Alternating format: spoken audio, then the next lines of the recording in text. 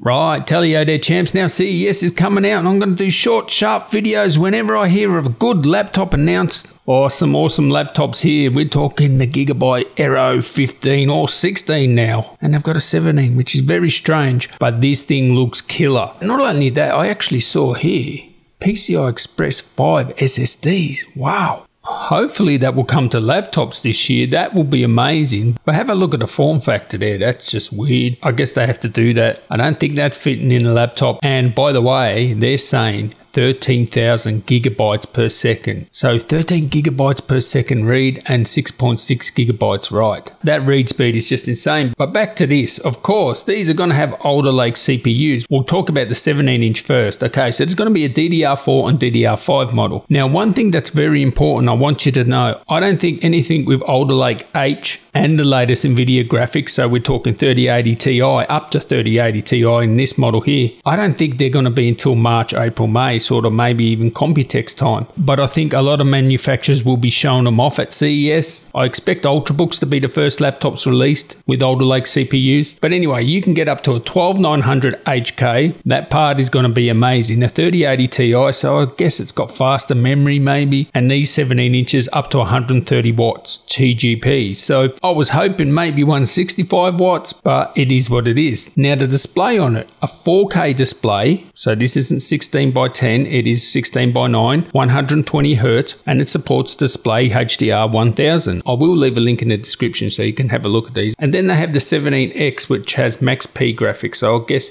there will be, you know, a more powerful model out there as well. So the one I'm very interested in, and one of my favorite laptops, is the Gigabyte Aero. Now they market the Gigabyte Aero as a creator laptop, not a gaming laptop. But anyway, this thing is going to be an absolute beast. These Aeros always perform well. I mean, if they had a 16 by 10 display, that will be my favorite 15 inch. And wait, woof. Yes, they've got rid of the 15 inch. Now they have a 16 and a 17 inch, which is very strange. Why not just have the 16 inch? But that 16 inch display now is 16 by 10. You have a 4K plus option. 100% DCI P3 is going to be about a 500 nitter, and then you have the mini LED 1600p display, which is going to have a higher refresh. So the 4K will be 60 Hz, of course, and then 165 Hz if you want the mini LED. So, you know, two great options there.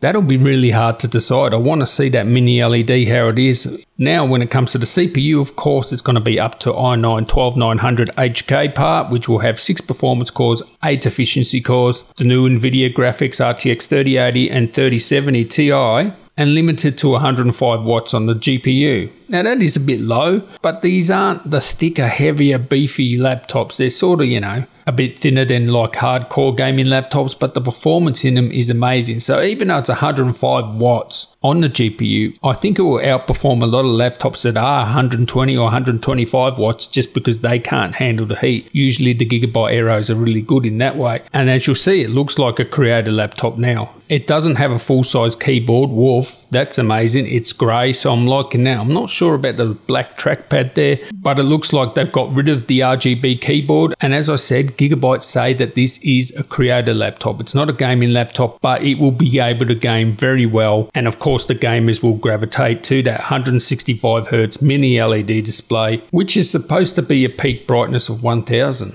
Wow, I think I'll go for that because 1600 is pretty good. I mean, yeah, all right, it's not as sharp as 4K. Actually, it's going to be really hard because the other one's OLED, right? So you've got OLED versus mini LED. Of course, OLED is still better than mini LED, but that mini LED gets much brighter. It's going to be like 1000 nits peak brightness. Or actually, they don't say if it's sustained or peak brightness, so it might be 1000 nits like full on. And if it's 1000 nits mini LED, I'll take that over 500 nit OLED. So I think that's probably the way I go in the refresh rate there too. And I don't think there's going to be a creator laptop with this sort of much power. I mean, yes, you can compare the M1 Max, MacBook Pros, yes, they will be faster due to optimizations for certain things. But I mean, if you're just comparing this to other Windows creator laptops like XPS 17, 15, the X1 Carbon and stuff like that, this is just going to blow the doors off those sort of things. And it really does have gaming laptop power, but it is a creator laptop. And hopefully the secondary keys light up as well. I'm liking the look of it. I'm not sure about the panda look of the black and sort of light body, but yeah, this thing is just going to be an absolute beast for gaming and content creation. And yeah, they always make good gaming laptops, these Gigabyte Aero. Yeah, they're good stuff. So anyway, catch you in the next one, guys. Tally ho.